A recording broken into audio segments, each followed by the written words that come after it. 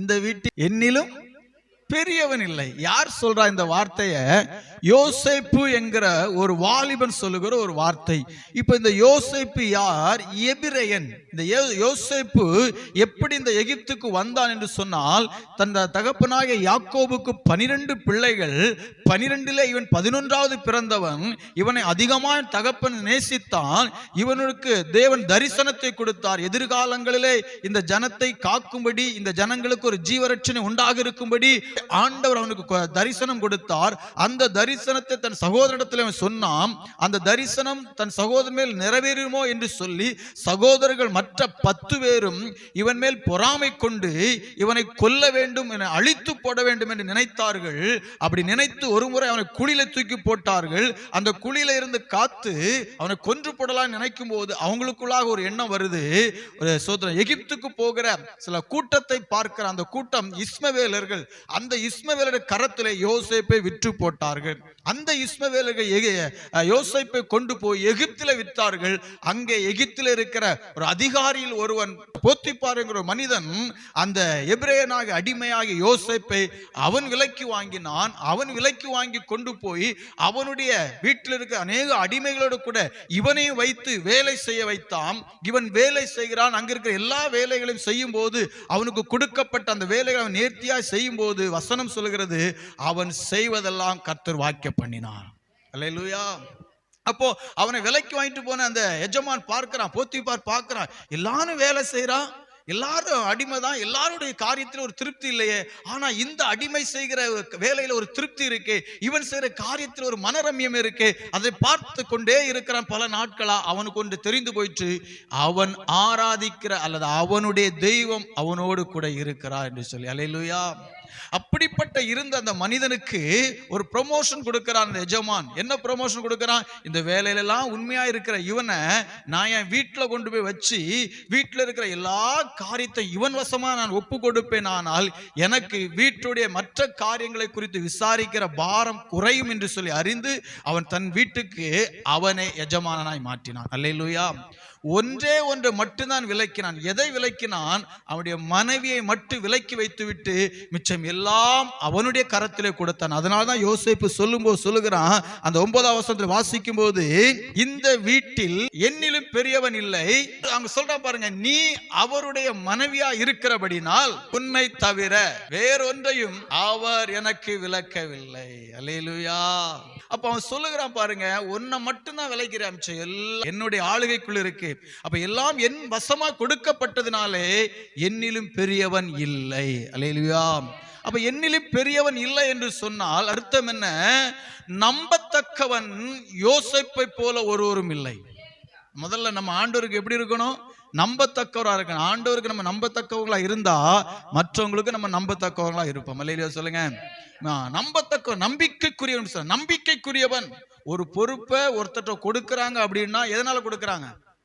நம்பிதான் கொடுக்கறாங்க, நல்லா செய்வாங்க அப்படின்னு நம்பிக்கையோடு கொடுக்கறாங்க.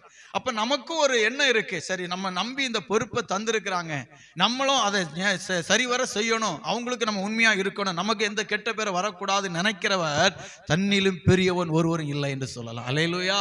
யோசேப்புக்கு அந்த எண்ணம் இருந்துச்சு, யோசேப்புக்கு அந்த பாரம் இருந்துச்சு. யோசேப்புக்கு அந்த பாரம் இருந்ததுனால்தான் அவன் சகல காரியத்திலையும் உண்மை உள்ளவனாய் இருக்கிறான். முதல்ல யோசேப்பு தேவனுக்கு உண்மை உள்ளவனாய் இருந்தான். அவன் உண்மை உள்ளவனாய் இருக்கிறதுனால தான் எல்லா ஜனத்திற்கும் அவன் உண்மையை கர்த்தர் விளங்க பண்ண செய்தார். அல்லேலூயா. நம்ம கூட கர்த்தர் இருந்தார்னா போதும், ஆண்டவர் நம்ம கூட இருந்தார்னா போதும். ஆண்டவருக்கு நம்ம உண்மையா இருந்தார், கூடவே இருப்பார். நம்ம செய்வதெல்லாம் வாய்க்க இருக்கிற இடத்த நம்ம தான் பெரிய ஆளா ஆண்டவர் வச்சிருப்பார். அல்லேலூயா சொல்லுங்க.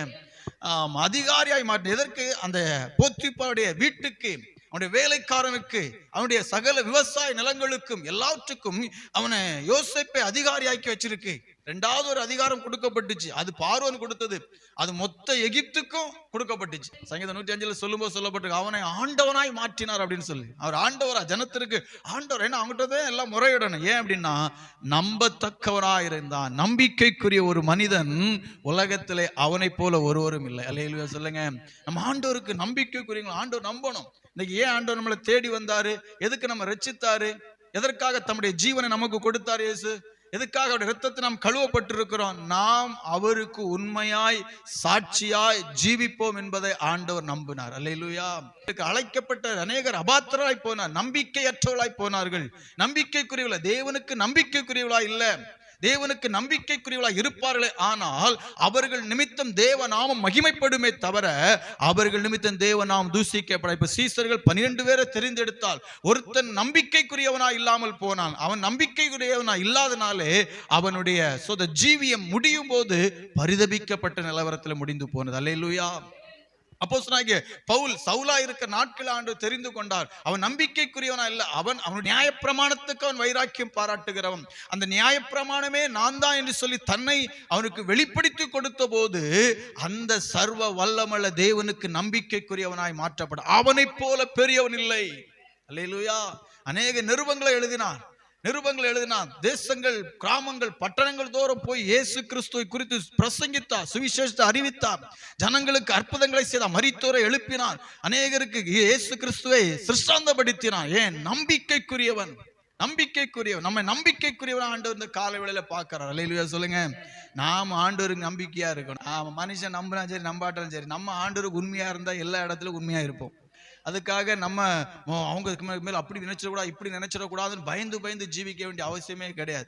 நம்ம ஆண்டவருக்கு உண்மையா இருப்போம். ஆண்டவர் நம்ம நம்புறாரா, ஆண்டவருக்கு நம்ம மனசாட்சியின்படி நம்ம ஜீவிக்கிறோமா அப்படிங்கிறத நம்ம உய்து பார்க்கணும். உய்து பார்த்து ஒவ்வொரு நாளும் நம்ம செய்ய வேண்டிய காரியம், நமக்கு கொடுக்கப்பட்ட பொறுப்புல உண்மை, நமக்கு கொடுக்கப்பட்ட ஜீவியத்துல உண்மை, நம்ம வேலை செய்யற இடத்துல உண்மை, நம்முடைய வாழ்க்கையில உண்மை, குடும்பத்துல உண்மை, எல்லாவற்றையும் உண்மையா இருந்த ஆண்டவர் ஒரு நாள் சொல்வாரு, இவர்களை போல பெரியவர் இந்த குடும்பத்துல எவனும் இல்லை.